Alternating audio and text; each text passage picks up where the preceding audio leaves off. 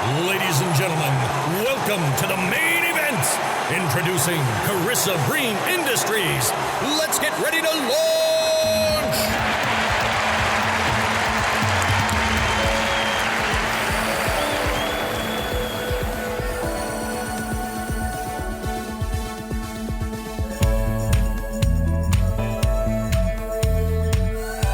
Today, we're speaking with Jenny Radcliffe. Jenny, aka the People Hacker, is a force to be reckoned with.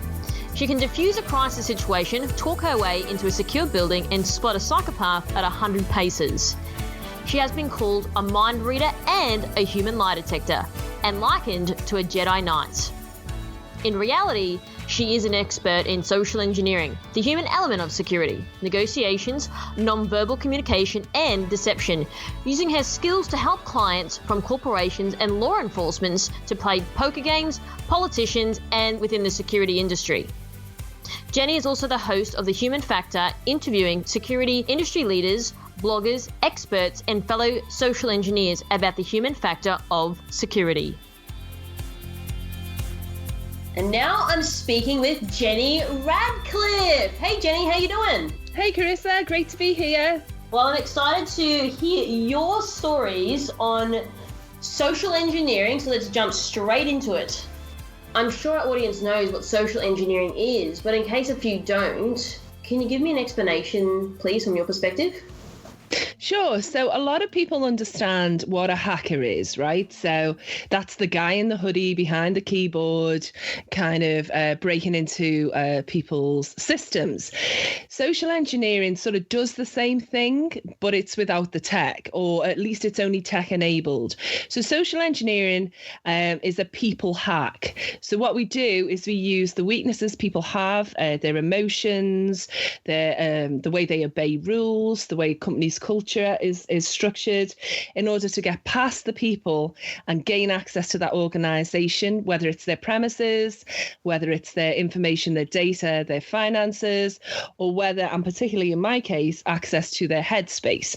So social engineering is still a hacker, but it's a people-based hack, and that's what I do.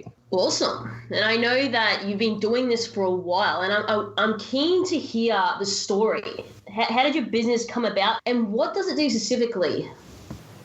So yeah, it starts off with a bad, really, a sort of a naughty story from childhood, really. So I grew up in the UK in a place called Liverpool, which you guys may have heard of from the Beatles and soccer, right? Of course. And when I grew up there, now it's a great, vibrant city. We've got tech hubs, we've got fabulous chefs and hotels and lots of things. But when I grew up, it was pretty much a city on its knees, and there wasn't lots to do. And half of my family are very senior law enforcement and military, and the other half are not. And it was the other half that I hung out with, right? All my cousins and their friends. We were looking for things to do. And so I started with them, getting into disused buildings, sort of not exactly breaking in, although sometimes we did. We didn't steal anything or break anything, but we get into all these abandoned buildings and take a look around.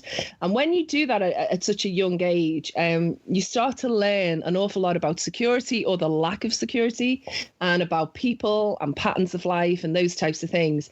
So I was doing that, really regularly from when I was about 7 years old.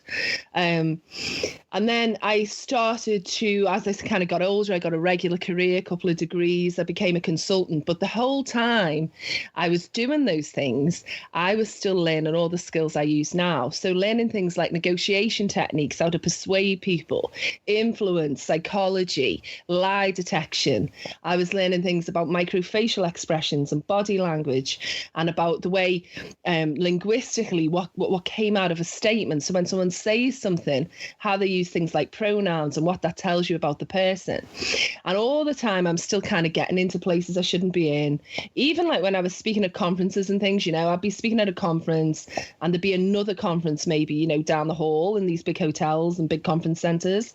And if my conference wasn't that great or didn't have great food, I kind of get into the other conferences and kind of have a wander around and eat their lunch and things. In fact, I nearly ended up speaking on several occasions at conferences I had nothing to do with, just because I was wandering around the building, right? And so I built up this skill kit of all these different things to help me just talk my way into anywhere. And I started to get hired by the companies I was doing things like negotiation skills training for, and soft skills, I suppose you'd call it. I started to get hired by them to see if I could break their security, right? So I'd always say, I'm not technical. I'm not going to, hack my way past your firewalls or anything like that. Although I had a lot of colleagues that did that. And when we were putting a crew together for a job, I could call in that expertise. But I started to get hired by them to say, can you talk your way past security? Can you break into our building? Can you get past our gatekeepers, our receptionists? And so I had like a nice kind of portfolio of people I work for, and who I did that for. And that had gone on for a long time, and I broke into some pretty serious buildings. But then in the last kind of 7 to 8 years, the security industry just went crazy. And I actually got a call. I was doing a conference in Hamburg in Germany, and I got a call that said, what you do is called social engineering, right? And I kind of knew, but I wasn't labeling myself as a social engineer at all. And they said, look, we need some help. We've got a bank and they want us to get into it on Friday. And if, we've got no social engineer. And these guys were a professional security outfit, and they looked at the job, and all of them were sort of over 6 feet tall, great big former military muscly guys with tattoos and kind of bald heads. And they needed someone who could just be less threatening, but would be able to kind of talk their way through into this bank. And after a bit of discussion, I agreed to do that job with them. So we got past the security, got past the reception, and I ended up sort of walking around this bank. The tech guys are giving me sort of USBs, key log cables, cameras, hidden in drinks bottles and things like that. And we planted it all over this site. I helped them with the report. We filmed everything, helped them with the report, and presented it back to the board of this bank. And they were really pleased, because what we do after we've done the breaking into the building part is we educate the staff.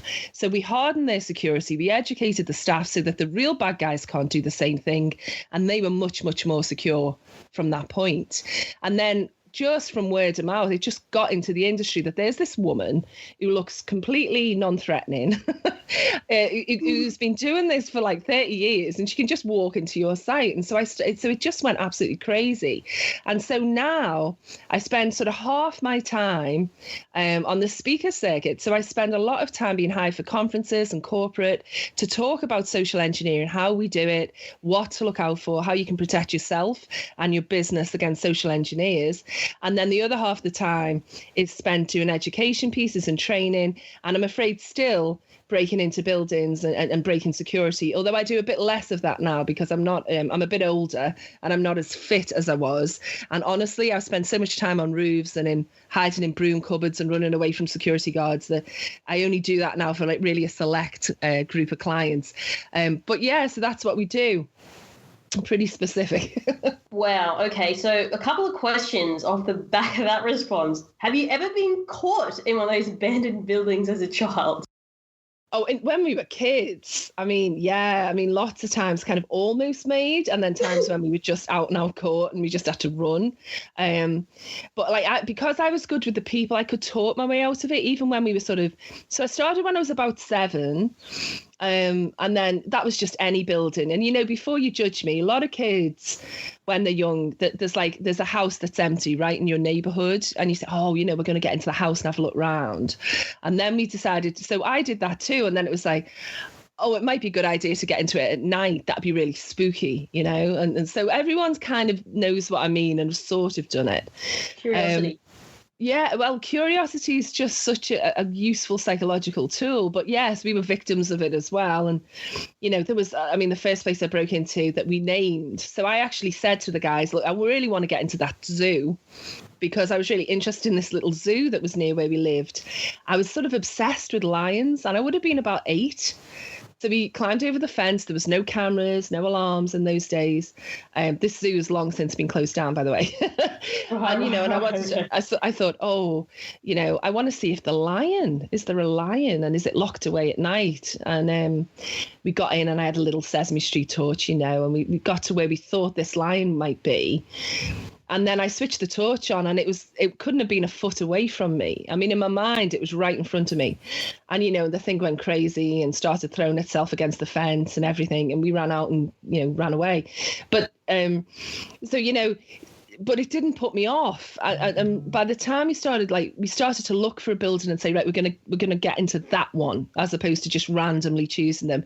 Started to say, we want to get into the museum and we want to stay in the museum overnight, or we want to get into, there was a funeral parlour, and the way teenagers get really morbid, when it's like Stand By Me, right? You want to see a body. So we said, okay. So we got into the funeral home. We got locked in over a night with all the bodies and stuff. So and you get, we got caught, not caught and actually kind of apprehended, because the thing is this, and I was just thinking about this interview, the thing is, people underestimate kids, and they particularly underestimate kids with brains and no money. If you've got a lot of time on your hands, and you're fairly smart and you've got no money, you attempt anything, and we had no fear.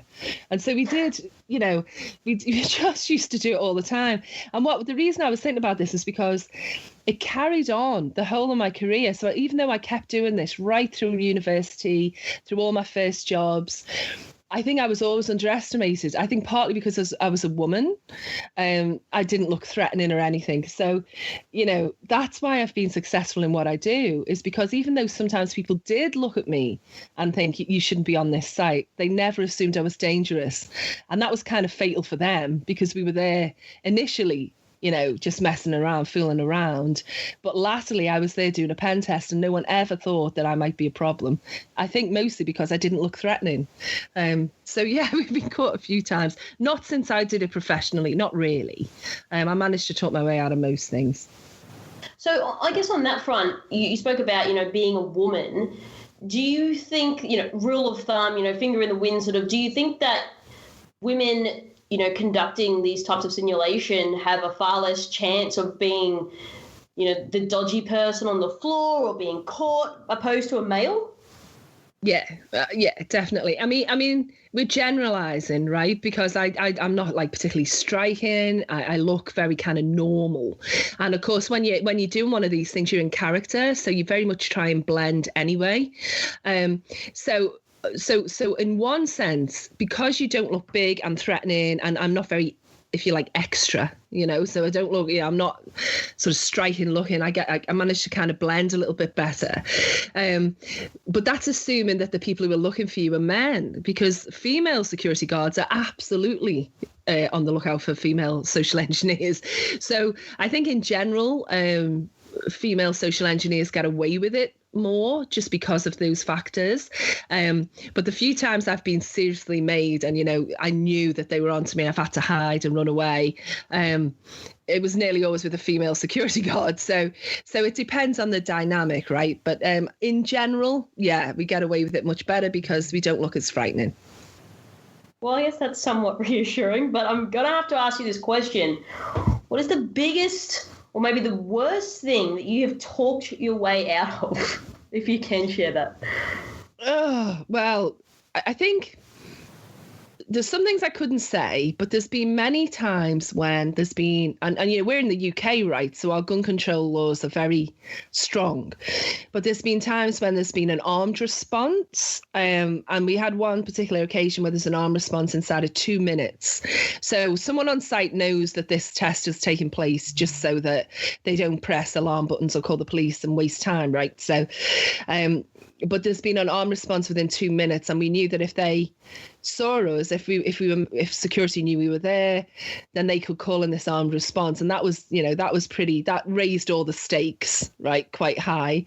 I've also had guard dogs sent after me. So a large site, quite a secure site, although not, as secure as some of the sites I've been on, but the security detail had dogs, and they let them go in the grounds. So we knew that there was guard dogs on the grounds looking for intruders. Yeah. Well, hunting, not roaming, I should say. Hunting me. And I was kind of like, this is not nice. And I'm not a fan of being attacked by dogs. So I think that was probably the worst. The one that I remember, that when we left and I got into the car to leave and, to finish the job and do the report, I remember feeling like I was going to be sick. And that was the adrenaline and just feeling like I was frightened. But I mean, mostly, it's just physical. It's just the distances. I mean, I've been on the roof of a lot of places and we knew that people knew that there was an intruder on site, and they're coming for you, and we've gone up to the roof, and I've been sitting on roofs sometimes for hours waiting for that to go away. So yeah, it can be quite full on. Well, I could imagine, getting hunted by dogs and sitting on roofs for hours is not a normal thing that people do all the time. I mean, I don't know, probably in this world they do. But I mean, so what are some of the techniques that you would use? And I know that there's certain things you can cover and you can talk about and not talk about, but I'm interested to see what is something that's so basic and so generic that anyone could sort of adopt and that people really overlook that as something that, it raises alarm bells. Okay, so the basic thing is, the basic thing is social media, right? So I quote something when I do talks, I quote Zuckerberg, and he said, it's not what we want to know about people, it's what people choose to tell us about themselves. And people now put so much information out there that for me to build a profile of that person, to find out what they like, what they dislike, who they're friends with, where they, eat, where they socialize, where they go to the gym or whatever, it's just so easy now. So back in the day, we do proper surveillance, physical surveillance outside a site, maybe follow people home, listen to the conversations in the restaurants and the coffee shops. But now, 9 times out of 10, I don't need to do that. I just can spend a morning doing some open source intelligence, not even to any great depth, and just join all those sort of little pieces of information to make a picture of what that person is really like. And then if I need to send an email or make a call, or even when I turn up on site, I know those people as well as anyone, as well as anyone they work with, more or less, so that it's so believable. So I think the thing that people do and that they overlook is the value to a malicious attacker of information like, I always eat at this restaurant, or I work out at this gym, or, this is my best friend. That sort of the most basic things are the things that malicious attackers use to really look to build two things: a sense of trust and a sense of familiarity, so that when that attacker actually makes that first contact, it's believable, it's non-threatening, and it's familiar to the person. So what people should do is be very careful about these little details online, and they're just not, and that's really one of the basic things people overlook. Well, I think that's something that a lot of people, especially, outside the security industry, are probably not mindful of or conscious of. And I think it's something that people need to start thinking about, because, again, everything definitely is online. And I know that before, sorry to go back, you mentioned, you're obviously not from a, technical background, but can you please explain the psychology around social engineering and why this angle is important? Yeah, because you see, what you're looking to do is you're looking for people, when you first meet them, have this shield up, right? So we have like a social shield. So we don't, people aren't stupid. They know not to tell a stranger, too much detail about their lives. And so what you're looking to do is to very quickly build rapport. Okay, so you want that person to drop that shield, to feel like they can trust you very quickly, and to be able to talk to you quickly, because when we talk, we're off script. Right. So if you can get them to sort of go off script and just chat away. I was doing a job last week and I found this lady, and I'm chatting to her, and I said, God, I was looking for somewhere to just to sit down. I've been so busy. I said, is this where you guys all hang out? Like, she's smoking a cigarette and stuff. And I was like, is this where security guys go? I mean, where'd you all go? And because I seem so innocent sort of thing, she's like, oh no, there's a back entrance, and, really we're not meant to come out here because, you need to use your card to swipe in and out. But, if you go the back way, that's our designated area. And, we don't have to take our passes there because that's where, that's contained. And I said, yeah, but you can't just walk in and out. She said, oh no, we can. The gate doesn't really lock. So, and so it's that kind of, now I know that I have access to your building and to your people. So it's like, it really is just an acute understanding of the sort of things that people experience, but having the desire to get closer. And I mean, a lot of the things are things like emotion.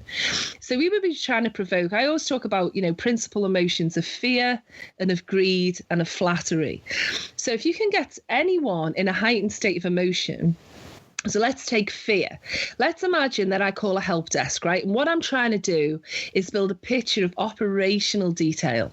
So, if I wanted to transfer money, how can I get the lady or the guy in accounts to change address details or bank details on a payment, right? So it's a patient con. So what I'm going to look to do is over a period of time, speak to lots of people, not do anything too blatant, but get them to give me some little details about how it works in their business. All right. And let's imagine that I get someone who's a little bit suspicious or, not very helpful. We use fear by saying something like, sorry, what was your full name? Tell me what's your supervisor's name? You see, because I thought this was a help desk and you're not being very helpful. And all I want is this. And, and I'm your colleague from another office and I'm in a rush. And then I drop a few names of directors. And I really think that you could help me more, don't you think? And it's that type of just introducing that doubt, that anxiety into people's heads. It raises their emotion. And when our emotions are raised, our decision-making capacity depletes, right? So it's just like an up and down. So the more emotional you can get someone to be, the less likely they are to make good decisions. And in that moment, if you can lead them to what you want, they'll follow. Now, that's not everyone all of the time, but it's enough people enough of the time to facilitate that social engineering attack.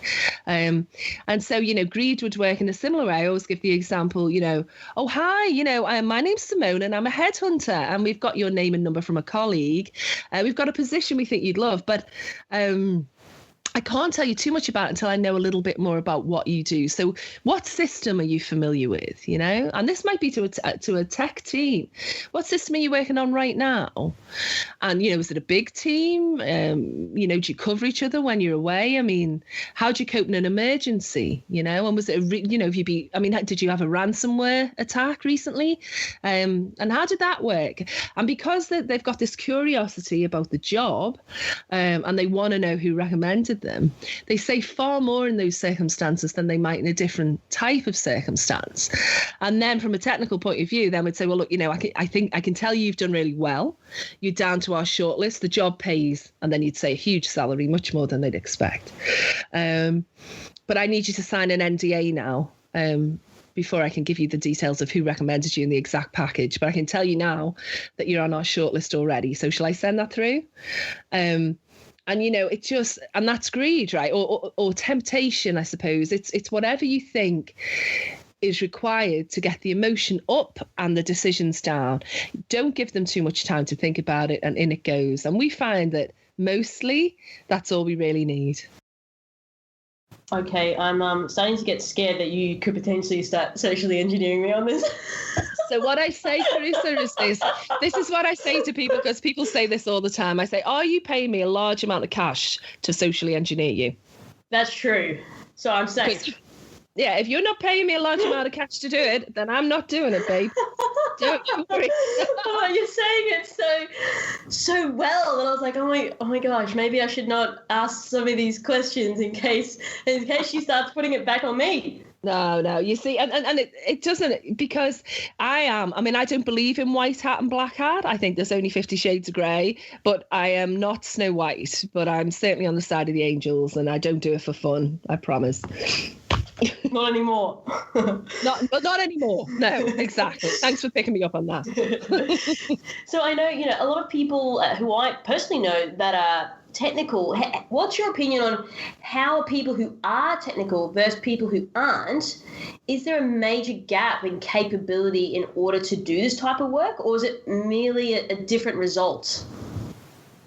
Yeah, I mean, most technical hacks have a social engineering element in them anyway. I mean, there's usually a 0-day person for most things, right? So someone clicks on the link or someone gives into the ransomware demand or something like that. So there's usually, because there's always a human somewhere in the chain, the technical guys still use it. I think the difference is that I had to just use this because, as I say, I just didn't train technically at all. And I don't think that there's any real, I'm often asked, what you need to be a good social engineer. I think to be, to do some social engineering, you just need an understanding of some of the techniques and of how to kind of construct things so that people respond to them.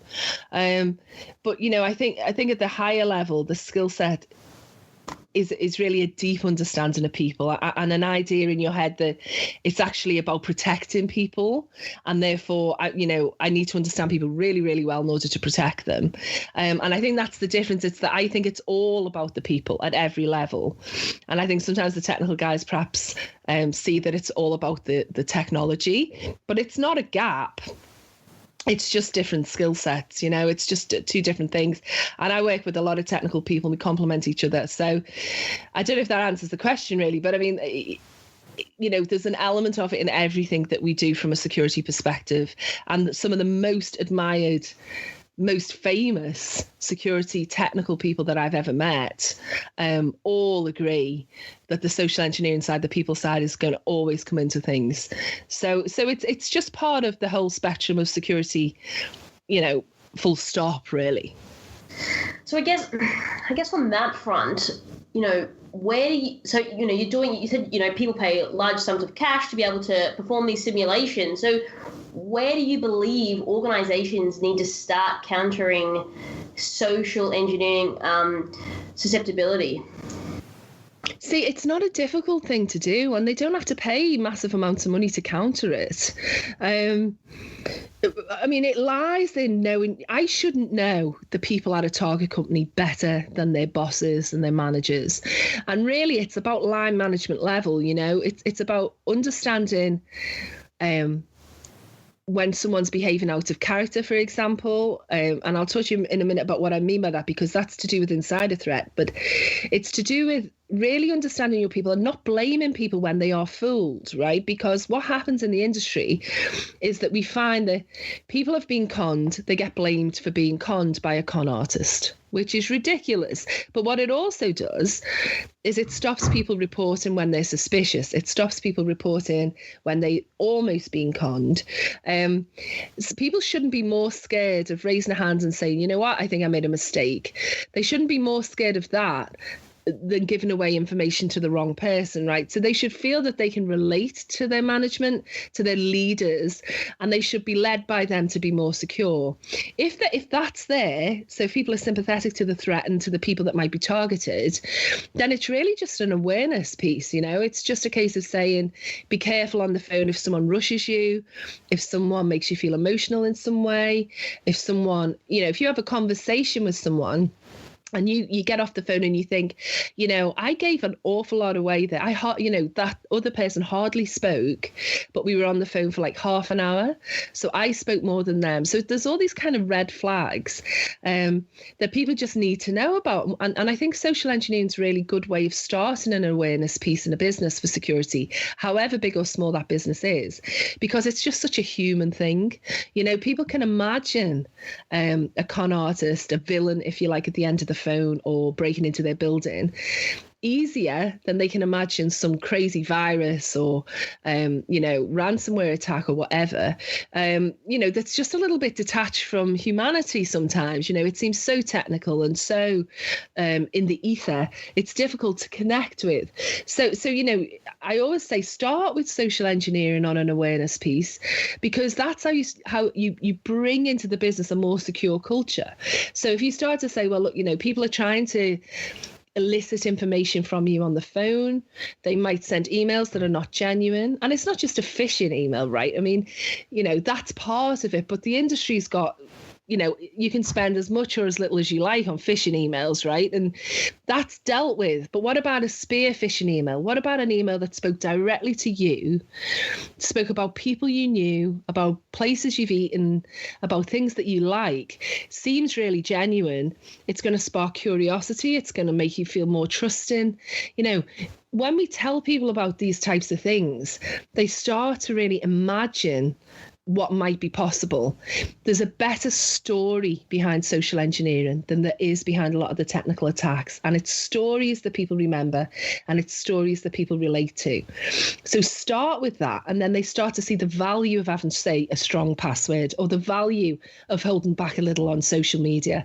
And it's those things that lead to a better, a more secure company. And that needn't cost a fortune, but it does take time, and it does take focus and some empathy with the fact that people are just human. So go on. I was just going to ask, do you think that's so you talk about awareness and obviously, people being humans. Do you think that's is that what's missing the mark on this front at the moment from your perspective? Yeah. It's just that people are not suspecting, hackers look like hackers, right? And they attack you through your computer in some, weird technical way. Your average employee just doesn't care about it. It's just one more thing to worry about, right? We're worried about, plastics in the ocean and, the world descending into nuclear war. Oh, and now you've got to worry about hackers as well. It's just too far away from what their reality is. But if you say someone is going to look at what you post on Facebook, or other social media sites are available, is going to look at what you do online, they're going to check to see where, your routines and your patterns and your passions. And there's a possibility that they'll use that to get to you, to then get to the business, your business, or a larger company that you work for, and you can protect yourself a little bit by being more careful. Well, that's relatable. That's digestible. It's easier for people to understand. But if you don't tell them, they won't know. And one of the things that really annoys me, actually, is the way the industry sort of takes the idea of fear, right? So they talk about, we can't sell on fear. You mustn't frighten people. It's just the most patronizing, ridiculous thing in the world. Of course, we don't just sell on fear, but you can't patronize people. You have to say, from just a few details of your life, someone with malintent can take you apart. So this is examples of how that can be done.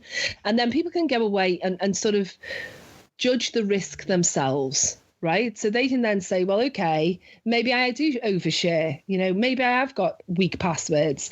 You've got it. This is a people-led security initiative in every business and for people's personal lives. So if it's led by individuals need to be made fully aware of the potential. Now, if we do that, then they'll protect themselves. And by protecting themselves, they'll protect the businesses. But you can't say, we can't frighten people. Security breaches are dangerous, widespread, and personal in their nature. So people have to understand that fully. Yeah, you're right. And I guess, we are seeing a rise in the prevalence of, breaches and everything like that, but in particular, social engineering. So how do you see this changing given current corporate attitudes towards this in your experience? Do you know, I'm really positive, actually, really, really positive. I am getting more and more, I'm being challenged more on pen tests. We're getting more and more awareness. I think some of the, the big breaches that make the headlines globally, and people are kind of more aware of the fact that this is a possibility. People are living their lives online more and using more and more apps and things. So I think, at sort of like a very basic level, the message is starting to sink in quite a bit. I mean, I still go to some places where it's just fish in a barrel, right? People are holding the doors open for me and making me cups of coffee in the middle of pen tests and silly things like that. But mostly corporate is, businesses are aware of it, and they're trying to make people more aware of their privacy and how that's connected to security and things like that. So I'm quite positive that, the efforts of the industry are starting to have an effect. I think, though, as the technology gets more sophisticated, as we get things like user behavioral analytics, as we get more sophisticated digital ways of preventing intrusion and attack, it's more and more likely that we'll go back to people-based attacks, because it's quicker, it's more efficient than spending a lot of time trying to get past sophisticated technology. So on the one hand, I'm really optimistic that I think people will be more aware of something like a tailgating attack. They'll stop people just walking into a business. But on the other hand, and I've given lots of talks to very technical audiences and very sort of serious audiences about this, we can only expect that the type of social engineering attack that's going to target businesses is going to get deeper, nastier, and more personal, because it's the oldest trick in the book. It works more often than it doesn't work, because the people are always going to be vulnerable, So I see it sort of two ways. Surface level, plenty of stuff out there. You can buy little videos and online courses and things that you can give to staff and help them sort of be slightly more aware. And at that level, it's going to take hold, I think, in a lot of places. But on the if we look at it from an industry perspective and from a security perspective, the attacks are going to move on from tailgating and phishing to more nastier human-based attacks. So I agree with that. I totally understand, obviously, because everyone's information's online. For an executive listening to this, what would be your advice for them to approach this situation? Well, I mean, it depends. I mean, there's a lot of information online, but in a way that's part of the problem, right? There's content about this everywhere. You don't need to spend a lot of money to get, to ask your staff to watch videos about social engineering. So you've got to start with awareness. You've got to start with letting people know that, there are three ways they might be attacked: in-person attacks on the premises, telephone attacks to gather information or to call people to action to do certain things, and obviously anything sort of digitally, right? So those three things, people need to understand that they are ways that they can be targeted as individuals to get to the business. So, I would say to someone who runs a business now, find a program or a vendor who you're happy with, whose style fits your organizational culture. So if you're a young, funky little media company, I can't think of any right now. It might be that you get them to listen to some podcasts. It might be that you find some little videos. Someone might produce some little funky little training program. Get them to do that. If you're a more established company that perhaps runs things more formally, then find something that worked before. You've had to change behavior before in your business. What changes behavior? And use those ways that have succeeded for your company before. So initially you need to do that.